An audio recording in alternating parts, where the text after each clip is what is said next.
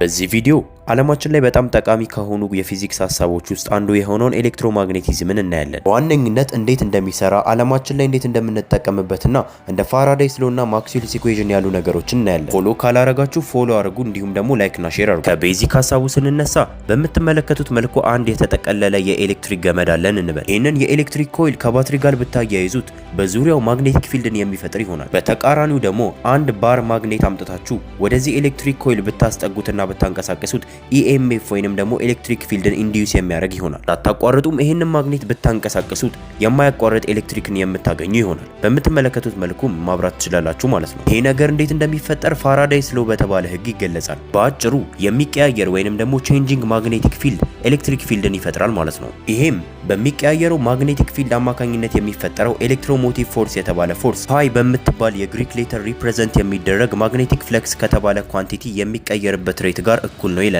መጀመሪያ ተጠቅልሎ ወዳየነው የኤሌክትሪክ ገመድ ስንመለስ እዚህ ላይ ኤሌክትሪክን አፕላይ ስናደርግ ማግኔቲክ ፊልድ የሚፈጠር ይሆናል ብለን ነበር። ይሄ የሚሆነው ደግሞ በውስጡ ያሉት ኤሌክትሮኖች በዙሪያቸው ማግኔቲክ ፊልድን ጀነሬት ስለሚያደርጉ ነው። እነዚህ ኤሌክትሮኖች ጀነሬት የሚያደርጉት ማግኔቲክ ፊልድ ነው ተጠራቅሞ ተለቅ ያለ ማግኔቲክ ፊልድን የሚፈጥረው። ይሄም በአንድ በኩል ወጥቶ በሌላ በኩል ደግሞ የሚመለስ የማግኔት አይነት ፕሮፐርቲ ያለው ነገርን ይፈጥራል ማለት ነው። ልክ እንደ አንድ ባር ማግኔትም ያ መጀመሪያ ያየነው ኮይል ኖርዝ ፖል እና ሳውዝ ፖል እንዳሉት አይነት ማግኔቶች አክት ያደርጋል ማለት ነው። ይሄንን ደግሞ ኤሌክትሮማግኔት ብለን እንጠራዋለን። በኮይላችን መሃል ላይ የሚገኘው ማግኔቲክ ፊልድም ዩኒፎርም የሆነ አቀማመጥን የሚከተል ሲሆን ኦልሞስት ሁሉም ቦታ እኩል ነው ማለት እንችላለን። የኮይሉንም አክሲስ ተከትሎ የሚሄድ ይሆናል።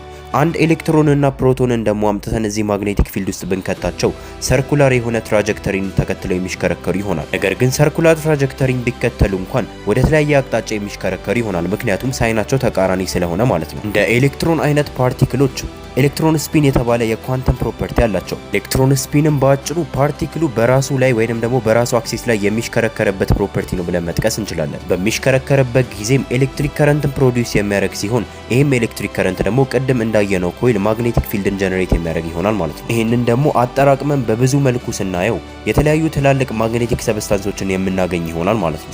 ማግኔቲክ ፊልድ እና ኤሌክትሪክ ፊልድ በአጭሩ ሊነጣጠሉ የማይችሉ የአንድ ሳንቲም ሁለት ገጽታ የሆኑ ነገሮች ናቸው። ሁለቱን አንድ ላይ የሚያደርገውን ኮንሰፕት ነው ኤሌክትሮማግኔቲዝም ብለን የምንጠራው ማለት ነው። የኤሌክትሮማግኔቲዝም ፕሮፐርቲ ማክስዌልስ ኢኩዌሽን በተባሉ አራት የተለያዩ ህጎች ኮንክሉድ ተደርጎ መቀመጥ ይችላል። የመጀመሪያው ኤሌክትሪክ ቻርጅ የኤሌክትሪክ ፊልድ ምንጭ ነው የሚለን። የሁለተኛው ህግ ባጭሩ የሚለን ማግኔቲክ ሞኖፖሎች ኤግዚስት አያደርጉም ወይንም የሉም ነው። ይሄ ማለት ምን ማለት ነው? ማግኔት ላይ ኖርዝ ፖል ወይንም ደግሞ ሳውዝ ፖል ለየብቻ ኤግዚስት ማድረግ አይችሉም። ሁልጊዜም ኖርዝ ፖል እና ሳውዝ ፖል አንድ ላይ ይመጣሉ ነው የሚለን ማለት ነው። ኢቭን ማግኔቱን ሁለት ቦታ እንክፈለው ብንል እንኳን የከፈልናቸው ማግኔቶችም የራሳቸው ኖርዝ ፖል እና ሳውዝ ፖል የሚኖራቸው ይሆናል ማለት ነው። ሌሎቹ ሁለት ኢኩዌሽኖች የሚገልጹልን ኤሌክትሪክ ፊልድ እና ማግኔቲክ ፊልድ የተባሉት ነገሮች እንዴት የአንድ ሳንቲም ሁለት ገጽታ ናቸው እንዳልንና እንደዚሁም ደግሞ እንዴት ተለዋዋጭ የሆነ ፕሮፐርቲ እንዳላቸው ነው። የመጀመሪያው ምንድነው የሚለን ማግኔቲክ ፊልድ ላይ ዲስተርባንስ ከፈጠር ነው ወይንም ደግሞ እንዲንቀሳቀስና እንዲቀያየር ካረግን ኤሌክትሪክ ፊልዱን በዛው ልክ አፌክት የሚደረግና የሚንቀሳቀስ ይሆናል ማለት ነው። ለዚህም ነው የቅድሙ ኮይል ውስጥ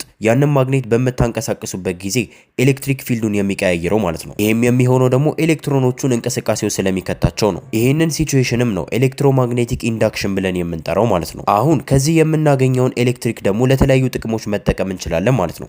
ይሄንን በዊንድ ተርባይን ወይንም ደግሞ በንፋስ ኃይል ማመንጫዎች ውስጥ፣ በኒውክሌር ፓወር ፕላንቶች ውስጥ፣ ኢቭን በስልካችን ውስጥ ሳይቀር የምንጠቀምበት ነገር ነው ማለት ነው። አራተኛው የማክስዌል ኢኩዌሽን ደግሞ ምንድነው የሚለን ቅድም ካየነው በተቃራኒ ኤሌክትሪክ ፊልዱን ደግሞ ዲስተርብ ካረግን ወይንም ደግሞ እንቅስቃሴ ውስጥ ከከተት ነው ማግኔቲክ ፊልዱን የሚቀያየረው ይሆናል ማለት ነው። ኤሌክትሮማግኔቲዝም እኛ ልናያቸው በማንችላቸው ማይክሮስኮፒክ ወርልድ ውስጥም የተለያዩ ዌቮችን ሳይቀር ለማንቀሳቀስ የሚጠቅመን ናቹራል የሆነ ህግ ነው። ኤሌክትሮማግኔቲክ ሬዲዬሽን እና ኤሌክትሮማግኔቲክ ዌቭ የተባሉ ነገሮችን ሳይቀር አፌክት የሚያደርግና ዓለማችንን የሚያንቀሳቀስ ነገር ነው ማለት ነው። ይሄ በጣም ቤዚክ የተባለ የኤሌክትሮማግኔቲዝም ኢንትሮዳክሽን ሲሆን ወደፊት ደግሞ አድቫንስድ የሆኑ ቶፒኮችን ሳይቀር በዚህም ላይ በሌላም ደግሞ እያየን የምንሄድ ይሆናል። ለተመሳሳይ ኮንቴንት ፎሎ አድርጉ። ይህንን ቪዲዮ ደግሞ ለሚጠቅማቸውና ለምታውቋቸው ተማሪዎች በሙሉ ሼር አድርጉላቸው።